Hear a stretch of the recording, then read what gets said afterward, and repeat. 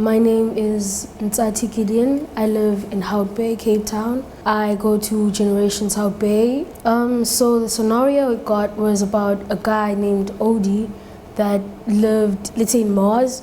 Yeah, and he brought his clothes with him, but his clothes were getting too small.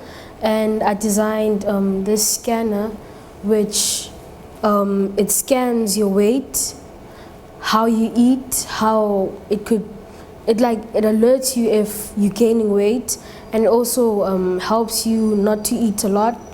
And it scans and then it expands the clothes, these two parts here. For instance, as I said, it will guide you through your diet and stuff like that. I'd like it to be more focused on your diet more than on you, because how you eat is how it affects you. So yeah, that's what I want to change. I got to meet new people. I got to think out of the box instead of being boxed in. It was held at American Corner in Cape Town, the Cape Town Library.